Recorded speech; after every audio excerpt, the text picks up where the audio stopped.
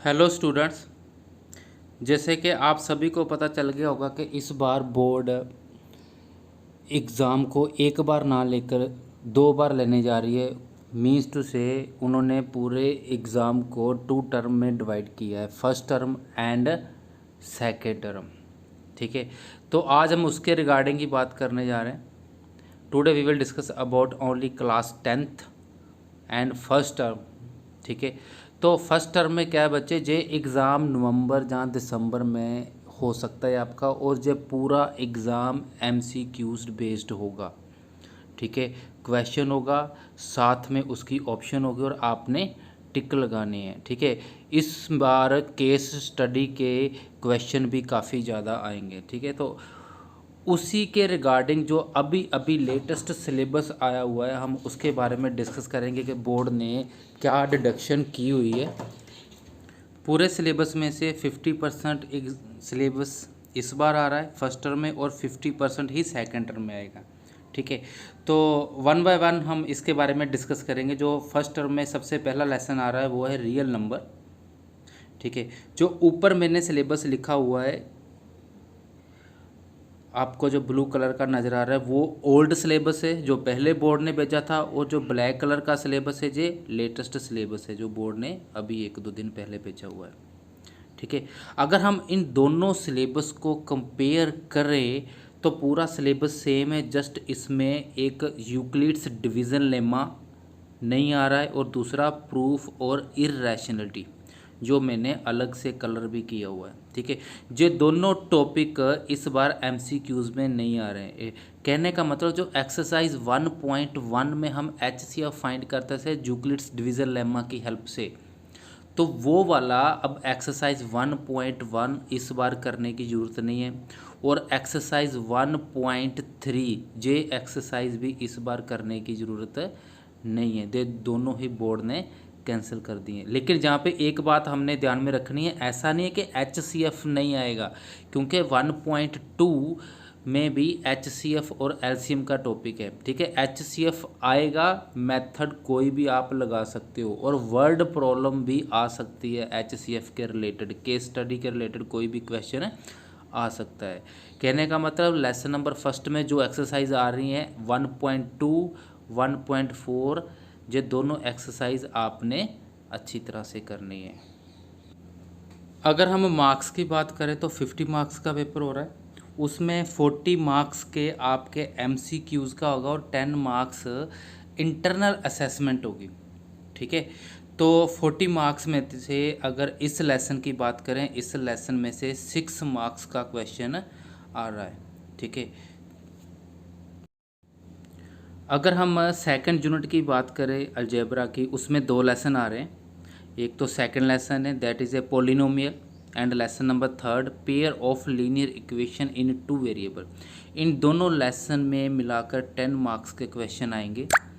ठीक है, तो अगर सेकंड लेसन की बात करें, उसका जो लेटेस्ट सिलेबस है वो है zeros of polynomials, relationship between zeros and coefficient of quadratic polynomial only.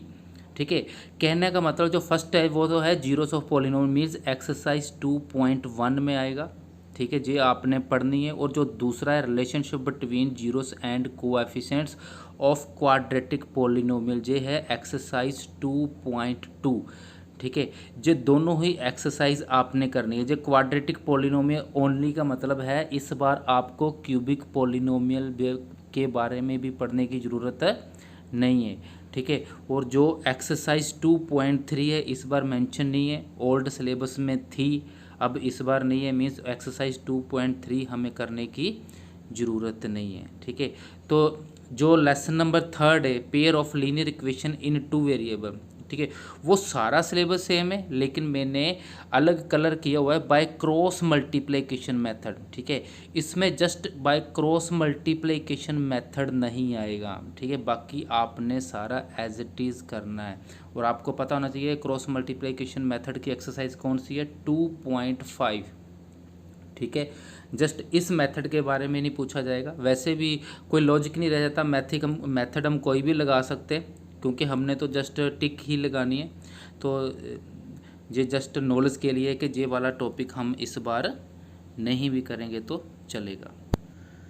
अगर हम 7th लेसन की बात करें, that is A coordinate geometry, बच्चे इस लेसन में 6 मार्क्स का क्वेश्चन इस बार पूछे जाएंगे और पूरा सिलेबस सेम है। जस्ट जो लास्ट पे है ना एरिया ऑफ ट्राइंगल, इस बार जे बोर्ड ने कैंसिल कर दिया है। इस टॉपिक को आपके पढ़ने की ज़रूरत नहीं है। और कहने का मतलब 7.1 7.2 ये दोनों एक्सरसाइज आप पढ़ोगे। 7.3 वहाँ पे एरिया ऑफ ट्रायंगल के रिलेटेड सभी क्वेश्चन है, वो एक्सरसाइज आपको करने की ज़रूरत नहीं है इस बार। अगर हम 6 लेसन की बात करें, ट्रायंगल जो कि 6 लेसन है हमारा, उसमें 6 मार्क्स के क्वेश्चन पूछे जा सकते हैं। और बच्चे इस बार जो ट्रायंगल वाला लेसन है कोई भी चेंज नहीं है, सेम टू सेम हम सभी करेंगे। और कोई भी थ्योरम वैसे प्रूफ तो किसी का भी नहीं आने वाला क्योंकि एमसीक्यूज बेस्ड हैं। और थ्योरम लेकिन हम सभी करेंगे क्योंकि उसमें से कुछ भी वो पूछ सकते हैं, ठीक है। तो प्रूफ किसी का भी नहीं पूछेंगे, तो उससे रिलेटेड एमसीक्यूज में जो भी क्वेश्चन बनते होंगे तो वो इस बार पूछे जाएंगे। और कोई भी लेसन नंबर 6 में चेंज नहीं है।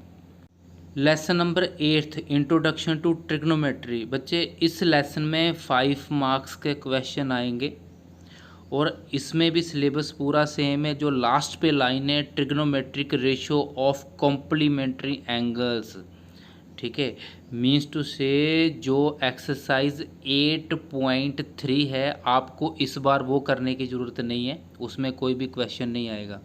8.1 8.2 और 8.4 आपने अच्छी तरह से पढ़नी है, ठीक है। उसमें जितने भी एमसीक्यूज और केस स्टडी के क्वेश्चन बनते होंगे इस बार वो पूछे जाएंगे। अगर मैं 12 लेसन की बात करूं, एरिया रिलेटेड टू सर्कल, बच्चे इस लेसन में 4 मार्क्स के क्वेश्चन आएंगे। पूरा सिलेबस सेम है, जस्ट इसमें जो 120 का एंगल है, कोई भी एरिया फाइंड करने में अगर 120 का एंगल आ रहा है कोई भी ऐसी स्टेटमेंट, तो वो क्वेश्चन आपको पढ़ने की ज़रूरत नहीं है। 120 एंगल वाली डिडक्शन की है, बाकी पूरा 60 डिग्री का 90 डिग्री का दोनों आप पढ़ोगे, ठीक है। तो और कोई एंगल जैसे है अगर इसके अलावा आपको पढ़ने की ज़रूरत नहीं है, बाकी एज इट इज़ आपने पूरी एक्सरसाइज करनी है जितनी भी है इसकी। और अगर मैं बात करूं lesson number 15 that is A probability, इसमें 3 मार्क्स का क्वेश्चन पूछा जा रहा है और जो सबसे सिंपल एक्सरसाइज है और बोर्ड ने इसमें डिडक्शन भी नहीं की है। और इसमें एमसीक्यूज़ के क्वेश्चन बनते भी बहुत ज़्यादा है और डिडक्शन बनती भी नहीं थी क्योंकि एक ही एक्सरसाइज है और इसको आप अच्छी तरह से पढ़ना, ठीक है। तो ये था लेटेस्ट सिलेबस, ठीक है। तो एमसीक्यूज़ बेस्ड है, आप सभी को पता चल गया होगा। 90 मिनट्स का पेपर होगा, तो OMR शीट मिलेगी इस बार आपको मोस्ट प्रोबेबली। और अच्छी तरह से मेहनत करो। Okay, good bye.